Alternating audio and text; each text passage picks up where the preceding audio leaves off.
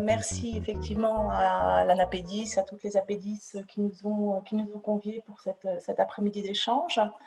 Je vais donc vous présenter le parcours de soins des enfants présentant un trouble du neurodéveloppement.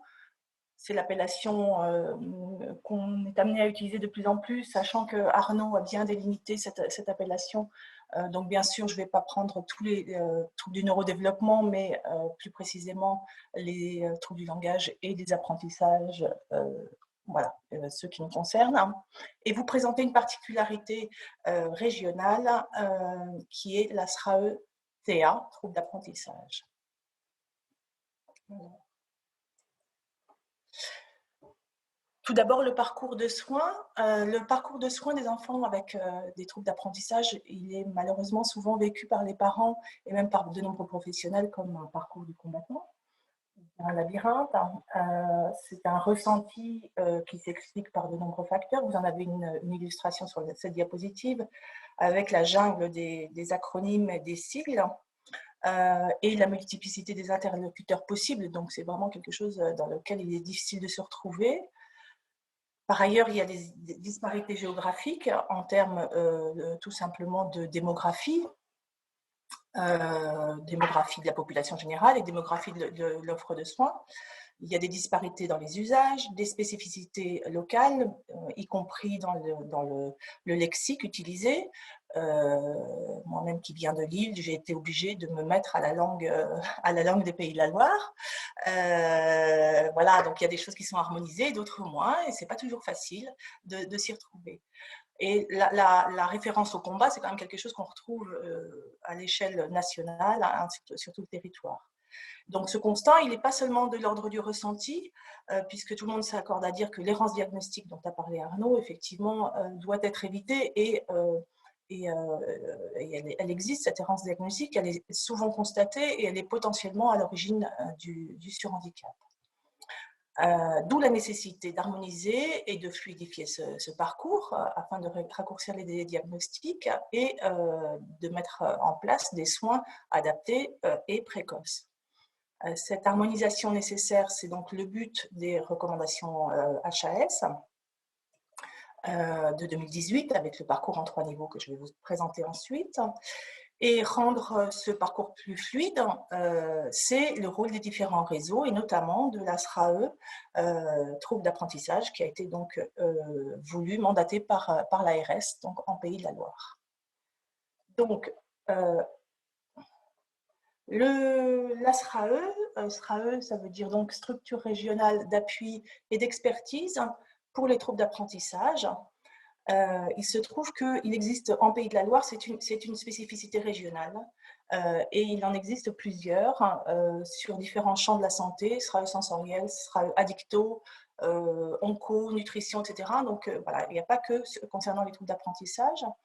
Ce sont toutes des structures qui offrent un appui, c'est-à-dire une aide en termes de connaissance du sujet, une aide en termes de connaissance du territoire et des parcours de soins à destination donc des professionnels et ou des familles, selon les différentes SRAE. Le public sera plus soit professionnel, ce qui est notre cas à la SRAE-TA, ou bien plus les familles. En ce qui concerne la SRAE-TA, elle existe depuis 2013. Elle a été mise en place en relais du réseau 10 des Pays de la Loire. Elle est historiquement très liée au CRTA de Nantes, au centre référent des troubles d'apprentissage de Nantes. Elle se trouve d'ailleurs dans les mêmes locaux et elle a démarré son existence portée par le CHU de Nantes. Depuis 2019, les choses changent puisque le statut est devenu associatif. Donc, il y a des modifications à la fois dans le statut et dans la composition de l'équipe. Cette équipe pluridisciplinaire est très resserrée, puisqu'il y a 2 temps pleins, nous sommes 6, 2 temps pleins uniquement sur le plan administratif. Tous les paramédicaux et médicaux sont à temps partiel, donc des 0,2 ou 0,5% en ce qui concerne l'assistante sociale, l'ergothérapeute, la psychologue et moi-même orthophoniste. Il manque juste sur ce schéma une dernière personne arrivée dans l'équipe pour 4 mois, Martin Coqual, qui est en mission avec nous pour la constitution de l'annuaire des professionnels destiné à notre futur site internet. Cette équipe restreinte donc, a reçu pendant l'année 2020 plus de 800 demandes d'accompagnement. Donc, vous voyez, avec le peu de temps de travail dont nous disposons, 800 demandes d'accompagnement de familles de professionnels, sachant que l'accompagnement n'est pas notre seule mission, je vais y venir après. Les demandes reçues en 2020 donc, concernaient l'accompagnement des professionnels dans le parcours de soins. En plus, nous avons une mission de fond de travail sur ce parcours de soins. Alors, le fameux parcours de soins, organisé, donc voulu par la directive de janvier 2018 de l'HAS, il est organisé en 3 niveaux selon la complexité des situations. Le niveau 1 correspond aux situations simples, c'est-à-dire des enfants qui présentent des difficultés a priori facilement étiquetées. Ce niveau 1 va être géré par les ressources de proximité de l'enfant, le médecin d'éducation nationale, le médecin traitant, le pédiatre en libéral, en PMI, et ça, bien sûr, en lien avec les institutions scolaires et les professionnels libéraux. Si le niveau 1 est mis en difficulté, si les troubles sont plus délicats à interpréter, la situation est donc dite complexe et va nécessiter une équipe pluridisciplinaire, toujours de proximité. C'est donc le niveau 2, avec un médecin spécialisé qui va assurer la coordination du diagnostic et des soins. Le plus souvent, il est inclus, ce médecin, enfin, cette équipe fait partie d'une équipe institutionnelle de type CAMS, CMP, CMPP, les services de soins type CESAD. Et ce, bien sûr, toujours en lien avec l'école et les soignants en libéral, puisque ces équipes institutionnelles sont parfois pourvues de paramédicaux de façon suffisante, mais pas toujours le cas, loin de là. Voilà, donc ces niveaux 2 sont très très importants, c'est vraiment un niveau charnière parce qu'il constitue à la fois une ressource pour le niveau 1 et un filtre pour les niveaux 3. Et c'est là que tout se joue, je pense, parce qu'il faut absolument que ce rôle de filtre soit pleinement joué par les niveaux 2. Le niveau 3, c'est donc le niveau des centres référents, dont va nous parler Arnaud ensuite, qui doit gérer les situations les plus complexes et nécessitant une véritable expertise. Donc, si un enfant est repéré comme ayant ou pouvant présenter des difficultés de langage ou d'apprentissage, il doit en toute logique passer par le niveau 1, puis éventuellement par le niveau 2, et en dernier recours, si les difficultés sont vraiment très particulières, solliciter un niveau 3. Le problème actuel, c'est bien sûr l'engorgement pour diverses raisons, mais l'engorgement des niveaux 3, parce que les enfants qui leur sont adressés le sont de façon trop systématique, encore une fois pour diverses raisons, notamment parce qu'il n'y a pas assez de niveau 2, parce que, effectivement, comme ça a été déjà dit, il n'y a pas assez de médecins d'éducation nationale, donc pas assez non plus de niveau 1. Et puis, il y a aussi des habitudes prises. Un enfant a des difficultés, hop, on va voir les experts tout de suite. Et ça, c'est un défaut d'information, certainement, et de formation également, comme le disait Arnaud tout à l'heure, le problème de la formation, notamment dans le monde scolaire, est effectivement un point important sur lequel on pourra revenir.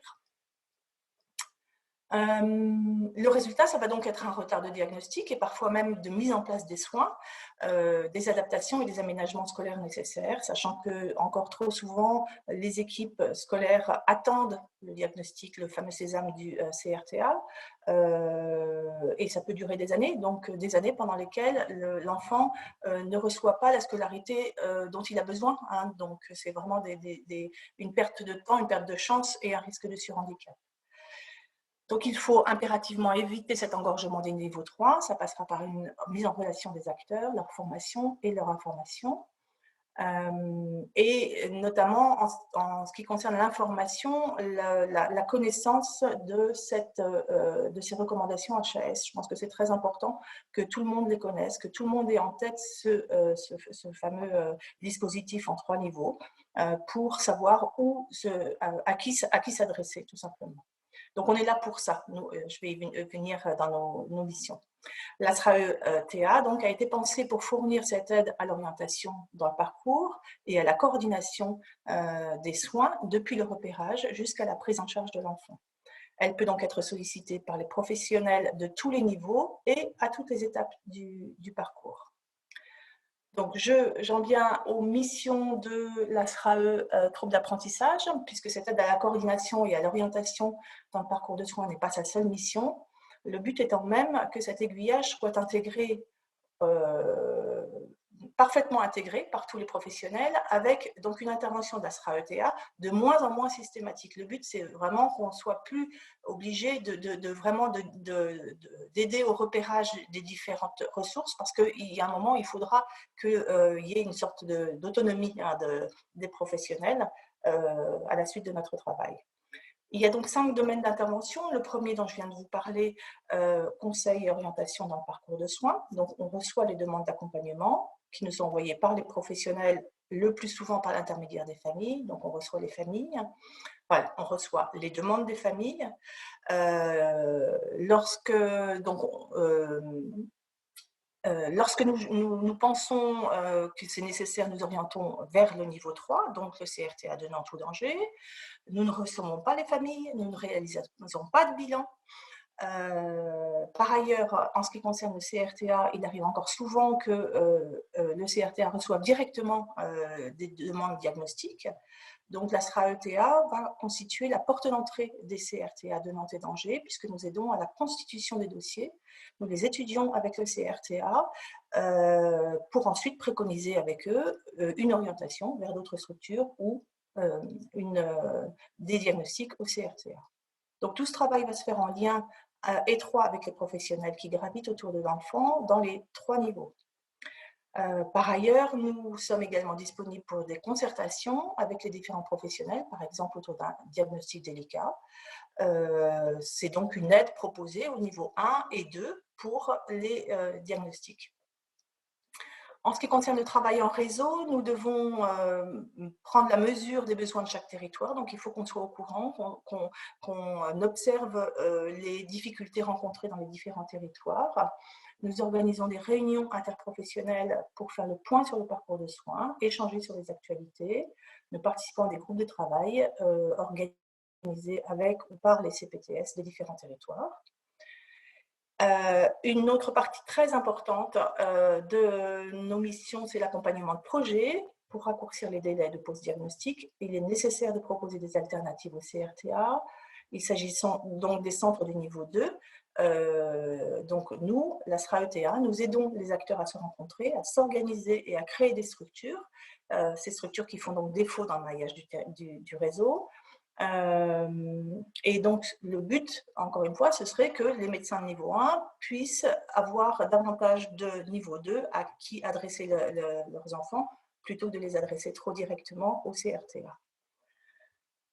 Enfin, les missions de formation et d'information, le plus souvent conjointement avec le CRTA de Nantes, donc la participation aux formations courtes et au DU de NETA de l'Université d'Angers.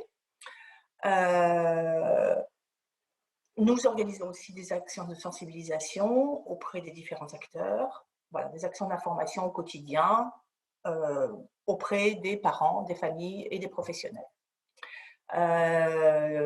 Pour terminer sur l'information, elle sera bientôt facilitée par la mise en place d'un site internet propre, donc propre personnel, avec notamment la création d'un annuaire des différents professionnels partenaires. Donc, il devrait être un élément important de la diffusion des informations. Voilà, donc je vous ai présenté les missions de la SRAE. Maintenant, si je les réintègre dans le parcours de soins préconisé par l'HAS, sur la partie gauche, vous avez donc les dispositifs d'appui, donc avec la SRAE, le CRA, le Centre Ressources Autisme, et Prieur, qui est également une particularité régionale qui concerne l'appui aux maladies rares. Les 3 niveaux préconisés par l'HAS, avec les médecins de premier recours, les équipes institutionnelles et les niveaux 3, donc pour les situations très complexes. Et à droite ici, j'avais pas encore parlé des fameuses plateformes qui sont dont le déploiement a commencé en 2019 et qui sont à la fois une structure, des dispositifs d'appui, donc que j'aurais pu mettre également dans la partie gauche, mais également des structures d'aide à la coordination et au diagnostic. Donc, elles sont ces plateformes, qu'on appelle aussi plateforme PCO, plateforme de coordination et d'orientation.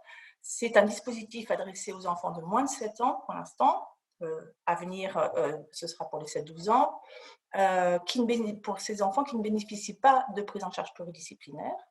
Ce dispositif est accessible par une grille de repérage des difficultés remplie par le médecin traitant de l'enfant. Et l'accès à ce dispositif permet, outre l'orientation et la coordination des interventions, également une prise en charge des soins habituellement non remboursés, comme la psychomotricité, l'ergothérapie, les soins psychologiques, dans le cadre d'un forfait précoce d'1 an, renouvelable selon les difficultés rencontrées. Ce sont des interventions qui doivent permettre soit de lever le doute, puisqu'elles sont précoces, donc dès les premières difficultés repérées, ça permet soit de lever le doute, soit de progresser, en tout cas dans le diagnostic, tout en prévenant le surhandicap, ce qui est une très bonne chose.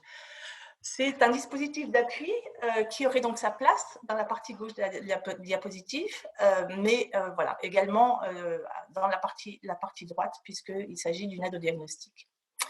Pour conclure, je dirais donc que le parcours est certes complexe, encore souvent trop lent, mais dans la région, les effets positifs du travail de la SRAE d'apprentissage sont notables.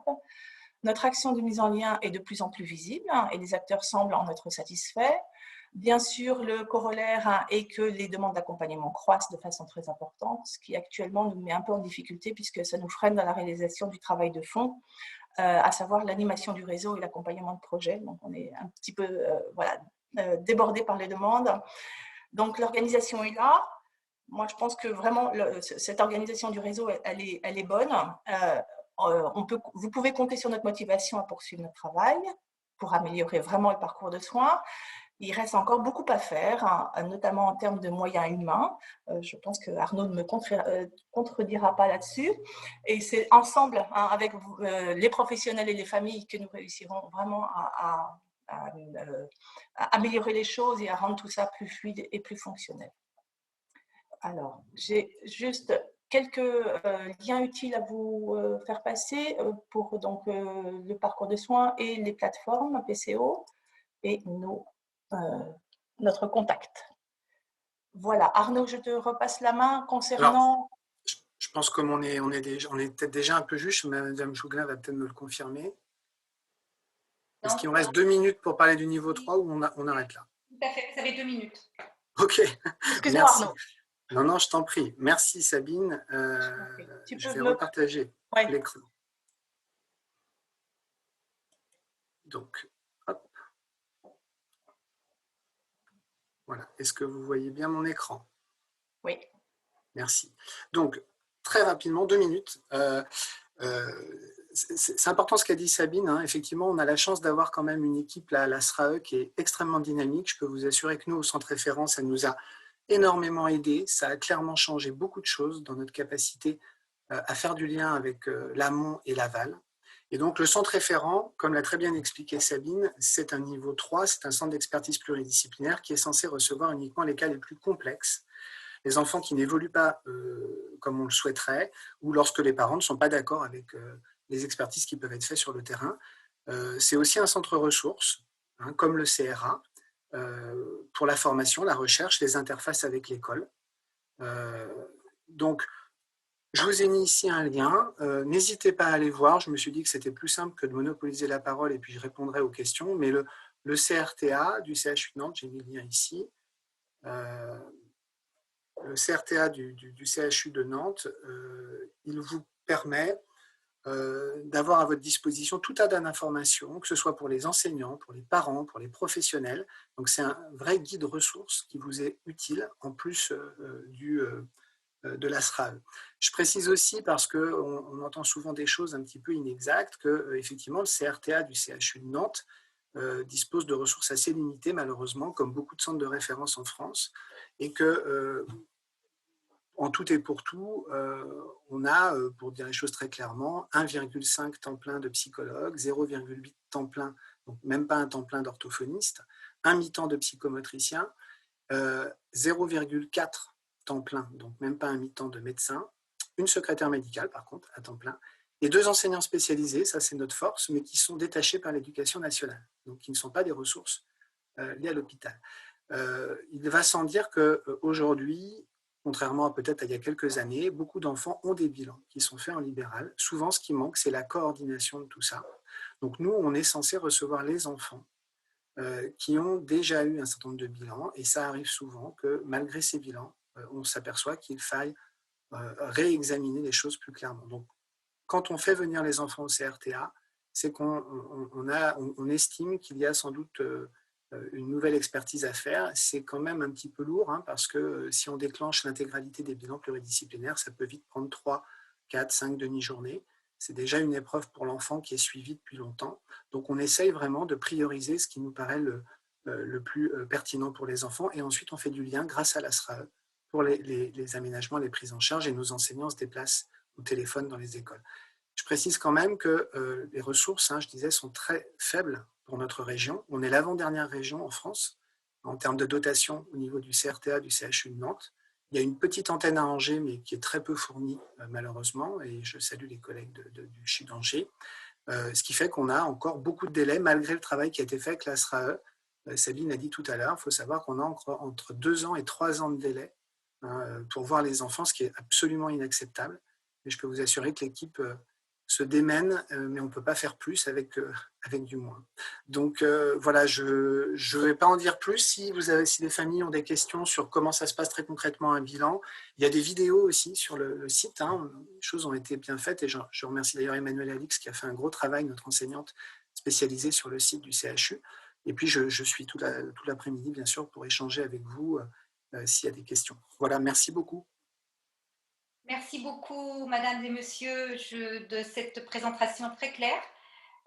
Évidemment, je rappelle au public qu'effectivement, il est possible de poser des questions en lien avec le Google Form qui vous a été fourni avec le lien pour cette connexion. Et n'hésitez pas justement à formuler vos questions, et on reviendra à la fin pour s'adresser à Monsieur Roy et à Madame Sabine, le voir du boulet de quelques questions. Pardon, je suis désolée.